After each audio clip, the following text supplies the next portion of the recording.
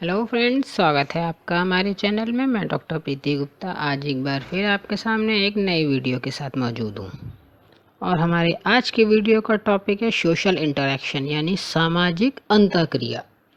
और इस टॉपिक के अंतर्गत हम डिस्कस करेंगे सबसे पहले कि सामाजिक अंतःक्रिया यानी सोशल इंटरेक्शन आखिर है क्या, विभिन्न विद्वानों ने इसकी क्या क्या परिभाषाएं दी हैं, और साथ ही साथ हम जानेंगे कि सामाजिक अंतःक्रिया की दशाएं कौन कौन सी हैं यानी कंडीशंस ऑफ सोशल इंटरेक्शंस। तो फ्रेंड्स, पहले बात करते हैं कि सामाजिक अंतःक्रिया यानी सोशल इंटरेक्शन है क्या। तो फ्रेंड्स, कुछ समाजशास्त्रियों ने अंतःक्रिया और सामाजिक प्रक्रिया यानी सोशल प्रोसेस को एक ही अर्थ में प्रयोग किया है, लेकिन एक्चुअल में जबकि दोनों एकदम अलग अलग धारणाएं हैं। फ्रेंड्स, अगर हम सामाजिक अंतःक्रिया की बात करें तो दो या दो से अधिक व्यक्तियों के एक दूसरे के संपर्क में आने पर जो अंतःक्रिया शुरू हो जाती है। मिलने पर वो एक दूसरे से नमस्ते करते हैं, हाथ जोड़ते हैं, हेलो हाय करते हैं या हाथ मिलाते हैं, कुशलता के समाचार हाउ आर यू पूछते हैं। तो वो सब अंतःक्रिया के अंतर्गत आता है। भाषा, हाव भाव, मुख मुद्रा, उनके सिंबल्स आदि के माध्यम से जो विचारों या उनके इमोशंस का जो इंटरेक्शन होता है, जो आदान प्रदान होता है, और उससे वे एक दूसरे से को प्रभावित भी करते हैं, इम्प्रेस भी करते हैं। इससे दोनों के व्यवहार में थोड़ा बहुत परिवर्तन हो जाता है और इसे ही अंतःक्रिया कहा जाता है। फ्रेंड्स, एक व्यक्ति द्वारा की जाने वाली क्रिया दूसरों के लिए उत्तेजना के रूप में कार्य करती है और दूसरा उस क्रिया का एक खास अर्थ लगाकर उसका प्रत्युत्तर देता है, या कहिए प्रत्युत्तर के रूप में यानी क्रिया के विपरीत प्रतिक्रिया के रूप में जो क्रिया करता है उसे अनुक्रिया यानी रेस्पॉन्स कहते हैं। अंतःक्रिया के लिए उत्तेजना और अनुक्रिया यानी रेस्पॉन्स का होना भी आवश्यक है। सामाजिक अंतःक्रिया के लिए दो या दो से अधिक व्यक्तियों का होना भी आवश्यक है, और इसका कारण फ्रेंड्स यह है कि सामाजिक अंतःक्रिया व्यक्तियों या समूहों के बीच ही हो सकती है। अंतःक्रिया दो पक्षीय प्रक्रिया है जिसमें दोनों पक्षों का कम या अधिक मात्रा में एक दूसरे को प्रभावित करना आवश्यक भी है। एक्चुअली फ्रेंड्स, प्रत्येक सामाजिक प्रक्रिया के अंतर्गत एक अंतःक्रिया पाई जाती है, एक इंटरेक्शन पाया जाता है, और वही प्रत्येक इंटरेक्शन के अंतर्गत एक सामाजिक प्रक्रिया नहीं होती है। हाँ, अंतःक्रियाओं का परिणाम ही आगे चलकर सामाजिक प्रक्रिया के रूप में हो जाता है, जो समाज के अन्य लोगों और पीढ़ियों द्वारा अनुसरित की जाती है। फ्रेंड्स, यहाँ पर किम्बल यंग ने भी सामाजिक अंतःक्रिया के 3 प्रकार बताए हैं। यह कह सकते हैं कि सामाजिक अंतःक्रियाएं जो हैं 3 स्तरों पर चलती हैं। व्यक्ति और व्यक्ति के बीच में अंतःक्रिया, व्यक्ति और समूह के बीच में अंतःक्रिया, और जो है समूह और समूह के बीच में होने वाली अंतःक्रिया।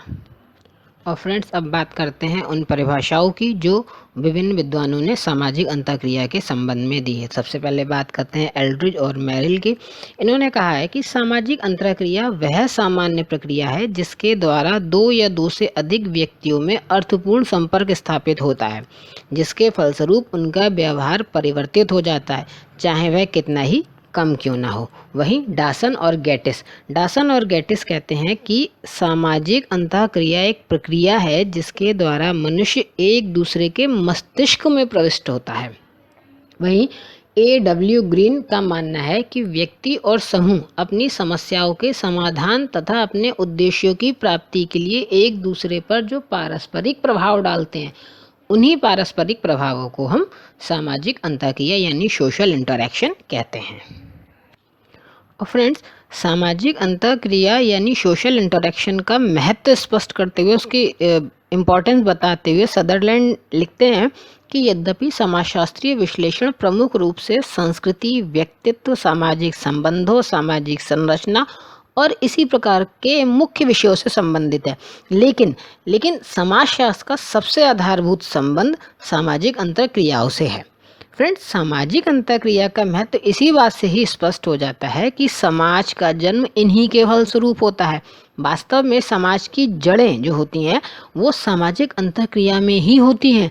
समाज के बने रहने और एक कार्यशील इकाई के रूप में कार्य करते रहने की दृष्टि से आवश्यक है कि मनुष्यों में अंतःक्रियाएं यानी आपस में उनमें एक इंटरेक्शन होता रहे। और अब चर्चा करते हैं सामाजिक अंतःक्रिया की दशाओं पर, यानी सामाजिक अंतःक्रियाओं के लिए, सोशल इंटरैक्शन के लिए कौन कौन सी सामाजिक दशाएं होनी चाहिए।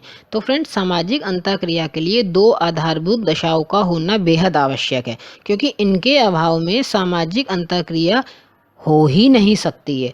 और ये दो दशाएं हैं सामाजिक संपर्क यानी सोशल कांटेक्ट और संचार यानी कि कम्युनिकेशन।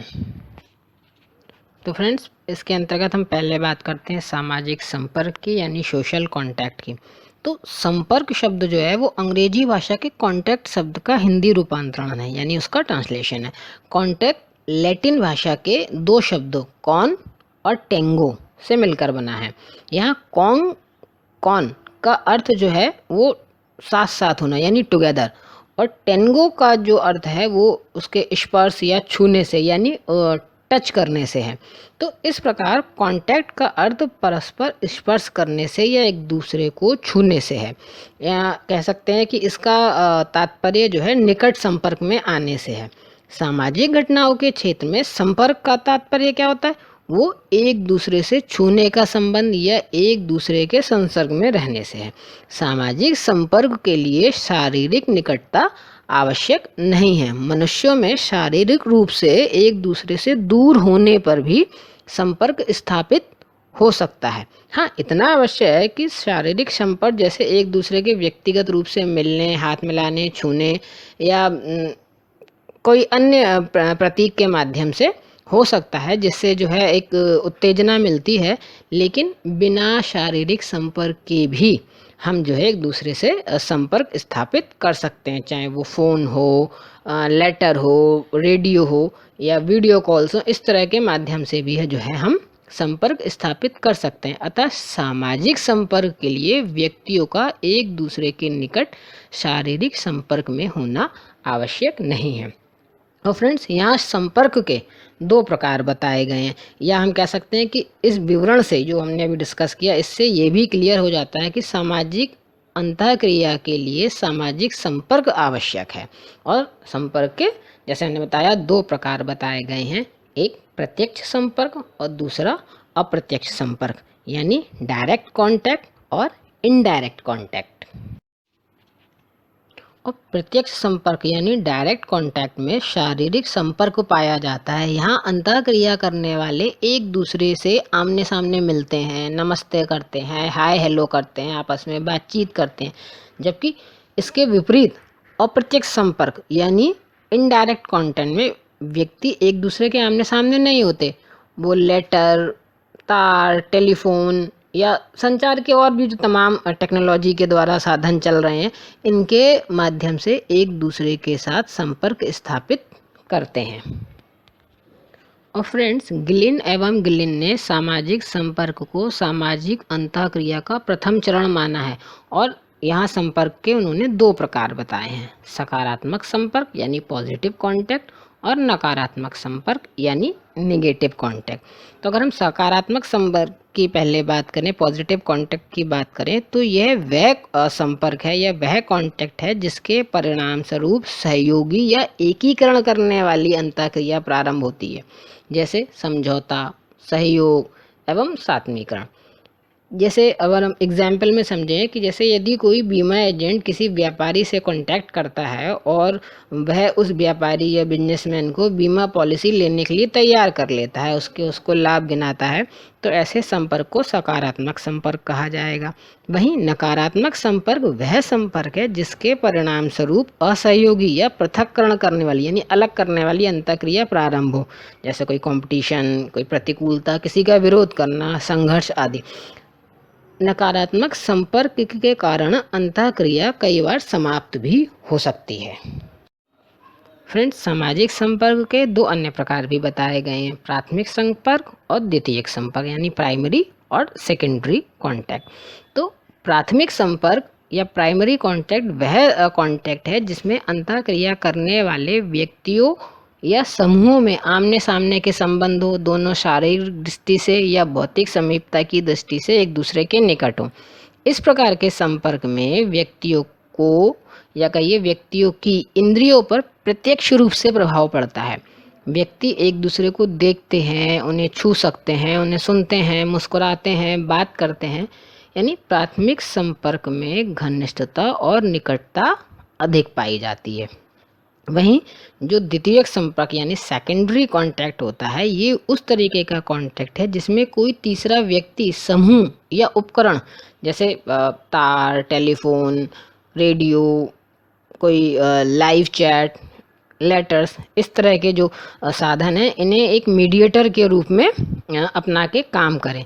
जैसे कह सकते हैं कि दो अलग अलग देशों में रहने वाले जो पेन फ्रेंड यानी पत्र मित्र और का जो चलन पाया जाता था, अभी से पहले काफ़ी हद तक ये पाया भी जाता था, अभी भी कुछ जगह पाया जाता है।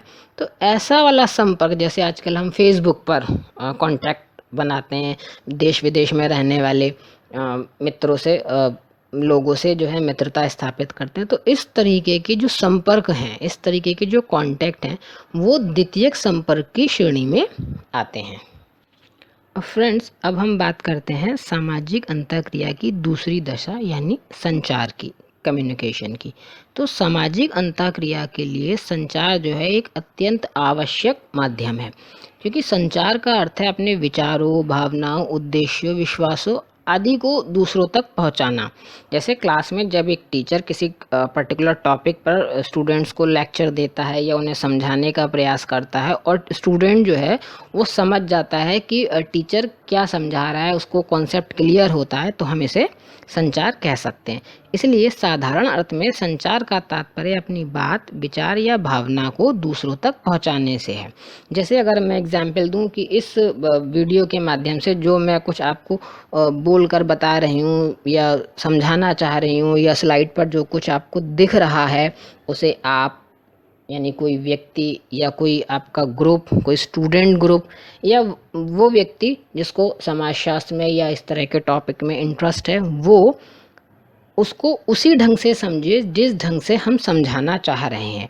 यानी हम जो कहना चाह रहे हैं उसी अर्थ में इस वीडियो को देखने वाला, सुनने वाला अगर समझ लेता है, तो ये जो है वो संचार कहलाएगा।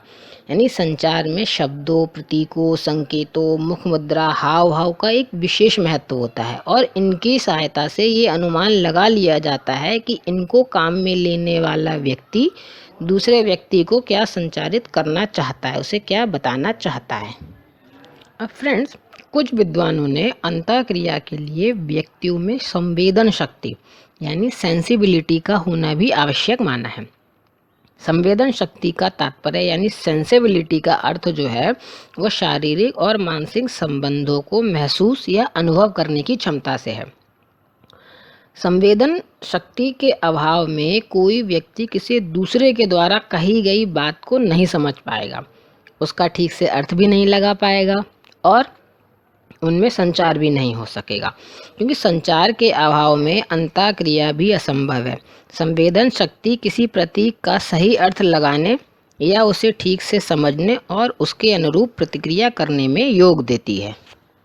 तो फ्रेंड्स, मुझे आशा है कि आपको ये वीडियो जो है ज़रूर पसंद आएगा और आपके लिए ये एक लाभकारी वीडियो सिद्ध होगा। और अगर आपको पसंद आता है तो आप अपने वैल्यूएबल कमेंट मेरे कमेंट बॉक्स में करते रहिए। मेरे वीडियो को लाइक कीजिए, शेयर कीजिए और चैनल को सब्सक्राइब कीजिए।